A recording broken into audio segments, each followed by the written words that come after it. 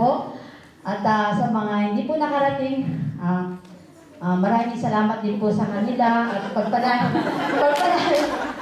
po tayo lahat ng ating Panginoon Jesucristo. At tunay po na pasalamatan din po natin sila dahil kasama po natin sila sa pagbubukas po ng Myoden Outreach. Hindi na po sila makarating, hindi po natin alam ang dahilan kung bakit po. Pero praise God po, purihin po ang Panginoon dahil God is good all the time. Tunay po na ang Diyos ay buhay at tunay po na lahat po ng bagay ay hawak ng Panginoon. Kaya nagpapasalamat po kami. Kami po nila.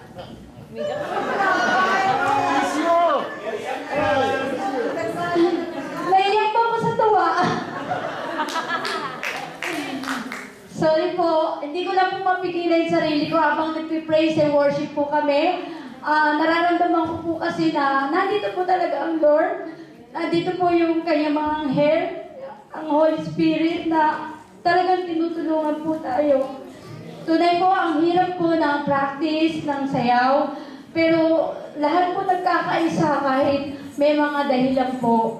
Lahat po talaga nagkakaisa at nagtutulungan.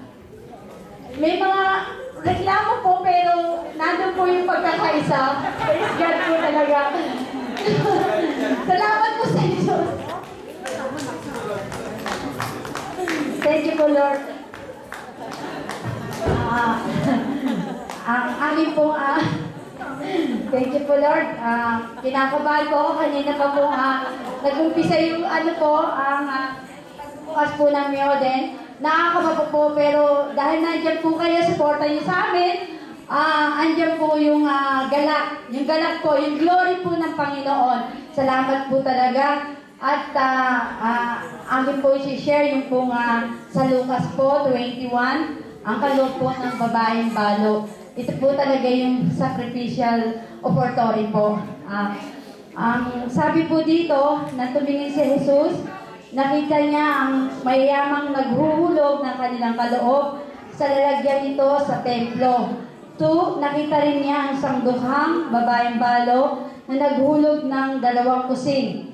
3, ang wika ni Jesus, sinasabi ko sa inyo, ang dukhang balo iyon ay naghulog ng higit kaysa sa kanilang lahat. 4, sapagkat bahagi lang ng di nila kailangan ang kanilang ipinagkaloob, ngunit ibinigay ng balo iyon na dukha-dukha ang buo niyang kabubuhay. Ang sabi po ng Panginoon, huwag po tayong mag-alinlangan. Hindi po ibinigay sa atin ni Lord sa Diyos po na nagtitiwala ang alinlangan. Siguro po meron tayong alinlangan, pero ako po talaga po nakasanayan ko na pong magbigay kay Lord. Kahit wala po akong kasama sa buhay, nandiyan po si Lord, lagi ko pong iniisip. Nandiyan po si Lord na laging nagbibigay ng pangangailangan namin ng aking sambayanan. Mahirap po, pero tunay po na pag magtitiwala tayo sa Lord, makikita niyo po mismo ang pagpapala niya. Makikita niyo po yung kilos ng banal na Espiritu na makikita niyo po talaga. Hindi ko po masabi, pero sasabihin ko na po. Sasabihin ko na po.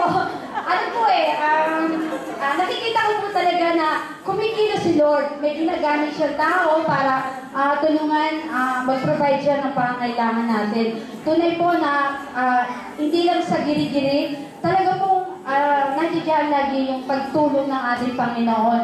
Kaya po, yung pagbalo, hindi po siya naghalinlangan. At inangkin niya po na nakikita ng Panginoon ang pagbibigay natin. Hindi po yung nakikita ng tao, kundi kahit yun lang po yung pera niya, binahagi niya sa gawain ng Panginoon. Para kahit yung pong 5 o 1 kusik, makakatulong din po ito para sa iglesia ng Panginoon. Kung wala nga pong wala daw pong isang lapad. Di ba po, yun po sabi nila? Kaya kahit kusik lang po yun, shinare niya po yun. Kaya tayo po, huwag po tayo mag-alinlangan. Lagi po natin isipin sa puso natin na ang Diyos ay laging nakahandang tumulong po sa atin.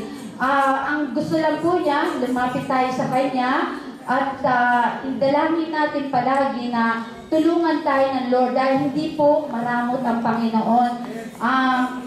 Nagbibigay po talaga siya.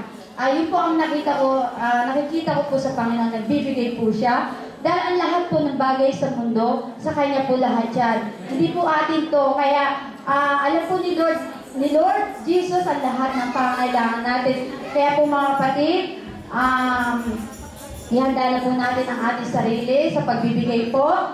At nangin ko po, nakukuro-kara po yan. Kahit magkano po yan, hindi po yan sa Panginoon. Ang gusto po ng Panginoon ay pusang loob. Yung po may galak po sa puso.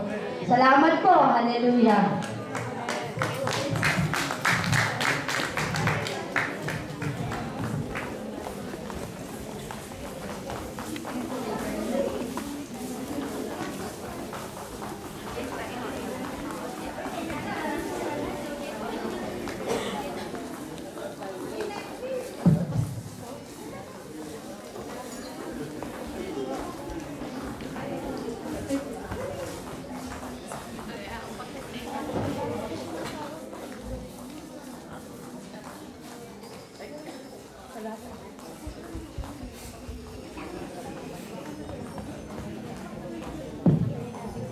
Amen. Glory to Jesus. Opo, hallelujah.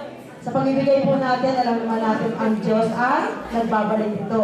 Ginagamit po ang mga mensahero, ginagamit po yung mga alagad ng Diyos para po ipakayag sa atin ang mabuting balita at mag-grow tayo. Amen? So, nakawari naman, pinagpala tayo ng pagkain spiritual, tayo naman po ay magpapala sa kanila ng mga bagay na pang-materials. Ay mga bagay na para sa kanilang mga needs.